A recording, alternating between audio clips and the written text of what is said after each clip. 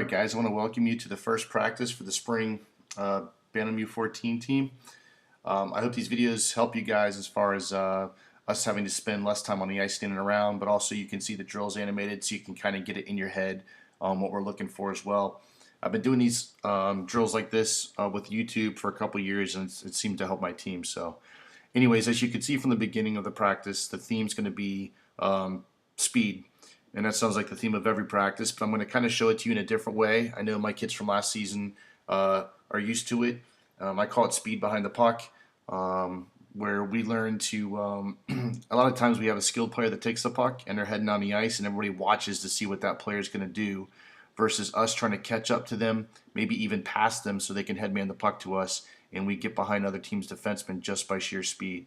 And if we attack with 5 people versus 1, usually good things happen. And now you guys are first-year Bantams, and we're going to introduce body checking to you all. And speed can go both ways, right? If you skate fast, you can usually make a good body check, and you can also avoid a body check.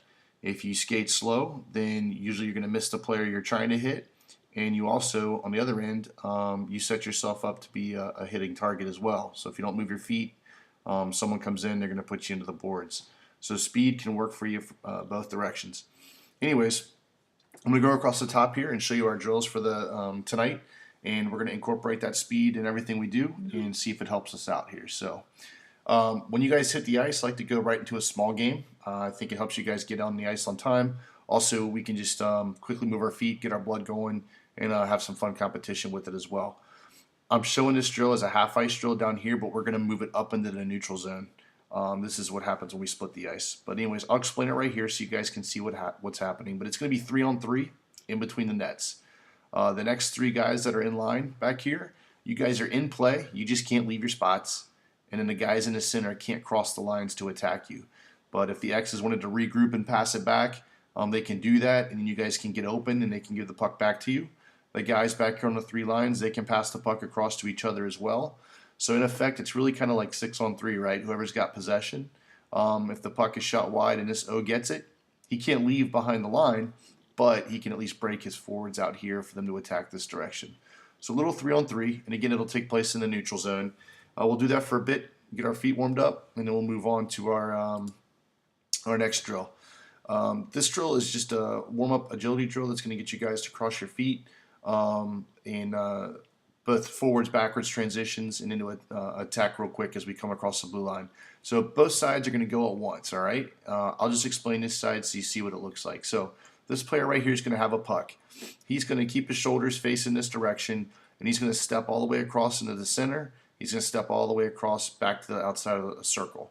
Once he does that, he's going to skate forward around the circle, continue skating forward until he gets to this cone. He's going to transition, pivot, skate backwards, bringing that puck along with him.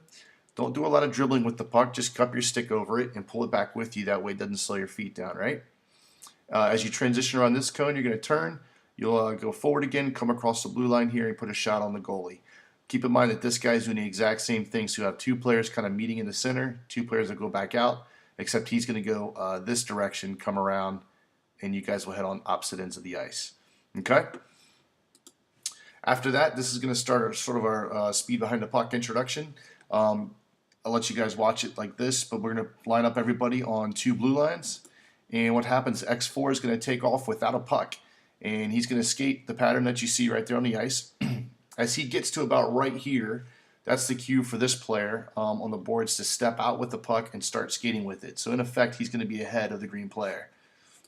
Hopefully this is going to cooperate with me and not give me any trouble here. Let's try again.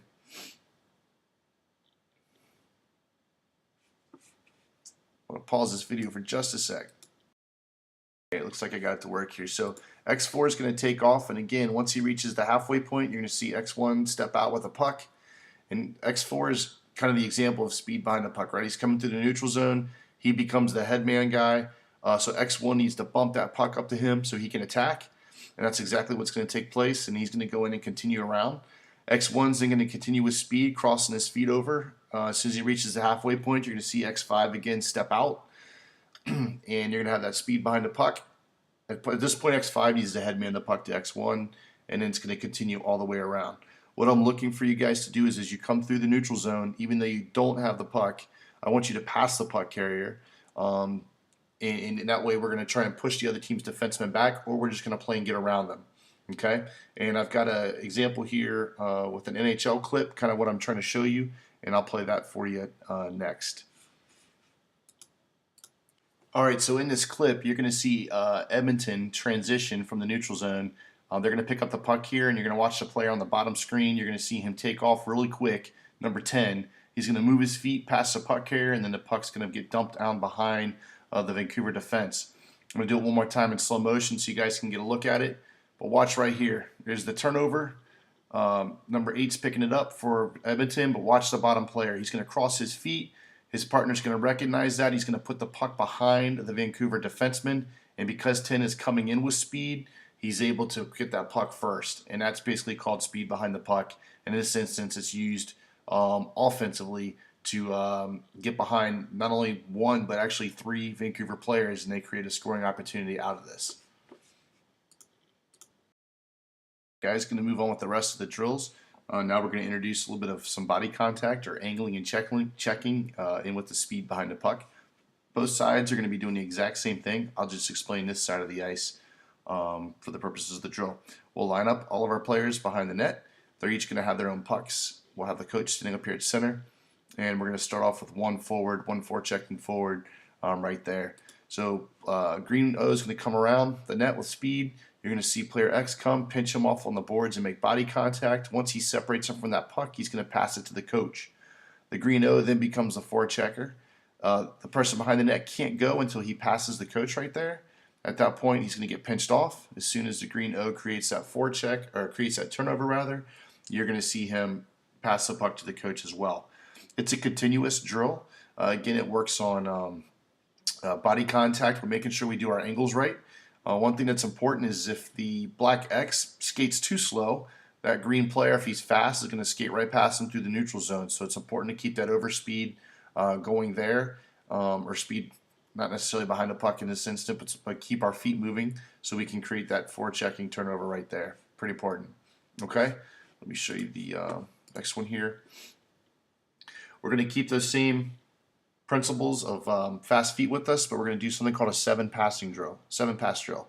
So all of our forwards are just going to split you up, get you on the 4 corners here. The blue lines will put our defensemen back here on the circles. It's going to look confusing, guys, but it really isn't. I'll go out there along with you. I'll call out the passes as we go. But defenseman 1 is going to make a pass to F2. That's pass number 1. F1 and F2 are just going to crisscross. That's pass number 2. You're going to see them come make pass number 3 right here to F3. F3 is going to make pass number 4 back to D2. Pass number 5 occurs cross ice. Pass number 6 is going to be a bump to F1. And then F2's got speed behind a puck. That's going to be pass number 7. So basically it's going to turn into a 2-on-1. And the defenseman that originally broke you guys out, that's going to be the person you're going to come back in and attack on. I'm going to let it play through one more time because I want you to show you something real quick. Again, F1 and F2 are just crisscrossing here. They're going to come crisscross down here, but they're going to keep their feet moving with speed, and we're going to do the 7 passes. Now, D1, once you make that pass to them, you're going to come up to the top of the blue line. You're going to turn and transition, and your partner's going to throw you a pass over for you to get a one-timer on the net. Once you get that one-timer, you're going to come all the way up here and get ready because those 2 forwards are coming back down on you 2-on-1, and I'd like you to play it as much full ice as you can so we can look at our gap control and making sure we're not giving these guys too much freedom or too much distance. All right, so 7-pass 2-on-1. If you need to rewind the video to watch it, go ahead and do it. But again, I'll be out on the ice calling it with you. Okay, at this point, we're going to divide the ice up into 2 sections. There'll be a drill going on down here, and there's going to be one going on right here as well too. But X2 is going to mirror X1 all the way across the ice right here. And we're just going to bump the puck back and forth. So X1 is going to take off. He's going to bump that puck forward. As he turns and transitions behind that cone, X2 is going to give it back to him. He's going to pull that puck along with him. Remember, don't overhandle the puck, underhandle it. Just pull it along with you. You'll feed him another puck forward, and you guys are going to do that same pattern all the way across the ice. Working on, again, don't let the puck make your feet stop moving. We got to tell our brains, look, I got the puck on my stick, but I still got to cross my feet. I still got to push it forward. Okay? And let me move us on here. At the other end of the ice, we're going to be doing a 2-on-1 drill. It's called Eagles 2-on-1. Not too confusing at all. But let me play it through here. So player number 1 is going to take off around the top of the circle, and he's going to get a pass from that defenseman. And he's going to put a quick shot on the net. Once he does that, he's going to continue to take one more pass around the path around the circle. But F2 is going to go. He's going to receive a pass from D1, and he's going to take a shot on the net. Then he's going to go all the way across ice, kind of become the breakout forward. D1's going to feed him another puck. Like to see you do a one-touch pass or a controlled pass up to player number 1. You guys will come outside the neutral zone, come back in and attack him 2-on-1. Okay? Coaches are going to be riding you guys to make sure we're not coasting around these circles, crossing our feet, generating speed. If we miss a few pucks because we're passing behind a guy, then we'll adjust accordingly. But that drill will be taking place while the mirror passing drill is going on at this end of the ice. All right? I've got a conditioning drill at the end. Since it's the first practice, I know my guys have been off for 3 weeks. I got a small conditioning drill at the end, and if we have some time, we'll put in another small game to play as well. All right, guys?